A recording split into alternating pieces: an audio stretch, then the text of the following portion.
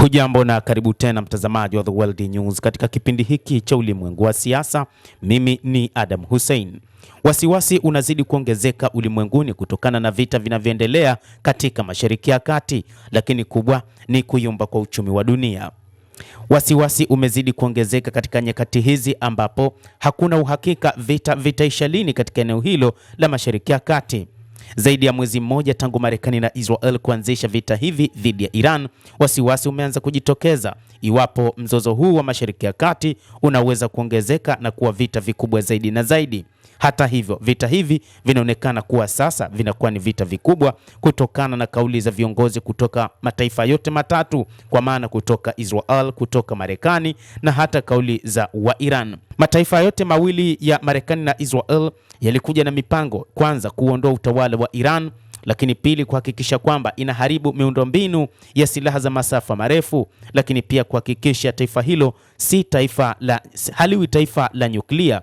Lakini kadri siku zilivyozidi kusonga na kutokana na mipango ambayo nchi hizo mbili kwa maana ya Israel na Marekani walipanga, ni kwamba vita vimezidi kuchukua muda zaidi. Baadhi ya watu wakiona kwamba vita hivi huenda vikawa vikubwa zaidi na kuathiri dunia kadri siku zinavyozidi kusonga.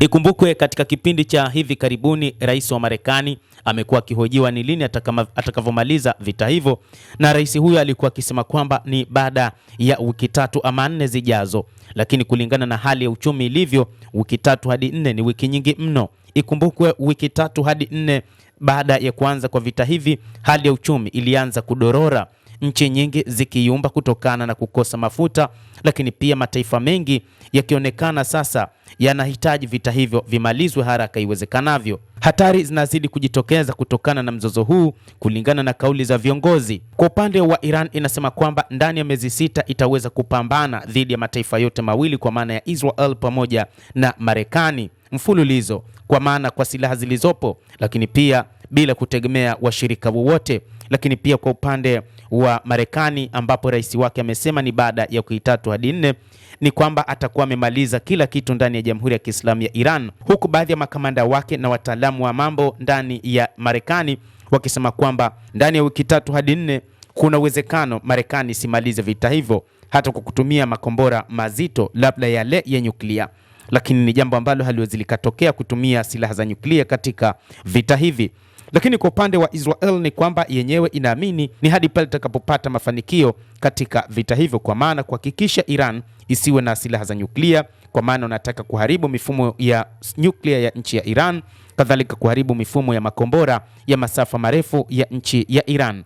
Na katika taarifa iliyotolewa katika siku za hivi karibuni ni kwamba Iran bado ina asilimia zaidi ya 50 ya makombora ya masafa marefu ambayo yamefichwa katika ardhi, na kwamba hata kile ambacho kilidaiwa kwamba kimeharibiwa ni kidogo mno. Hivi vinazidi kuwa vikubwa zaidi, na wataalamu wanasema kwamba historia inaonyesha mara nyingi vita huchochewa na kiburi, kutaka kuheshimika ama hofu ya mpinzani. Waziri Mkuu wa Ufaransa George Clemenceau aliwahi kusema wakati wa vita vya kwanza vya dunia kwamba kupata amani ni vigumu zaidi kuliko kuanzisha vita. Kulingana na wachambuzi wa mambo, wanasema kiburi cha rais wa Marekani Donald Trump na waziri mkuu Benjamin Netanyahu kinaweza kuwa sababu za Iran kujikita zaidi katika vita hivi na kuhakikisha kwamba baadaye huenda ikawahitaji washirika wake kwa maana ya Urusi na China kwa ajili ya kutoa usaidizi, na kwamba kuna uwezekano nchi hizi mbili zikawa tayari kwa ajili ya kuisaidia nchi hiyo. Na hii ndio sababu baadhi ya wachambuzi wakisema kwamba hii itakuwa vita ya 3 ya dunia. Ila kusitishwa kwa vita hivi, kwa mujibu wa baadhi ya wachambuzi, wanasema kuna hitaji diplomasia ya ukweli, jambo ambalo ndilo Iran inalolihitaji kutoka kwa Marekani, kwa maana kumekuwepo na mazungumzo katika kipindi cha mwezi Juni, lakini baadaye Marekani iliingia vitani, na hata katika wakati huu, wakati mazungumzo yakiendelea, ni wakati ambapo Marekani na Israel zilianzisha vita dhidi ya Jamhuri ya Kiislamu ya Iran.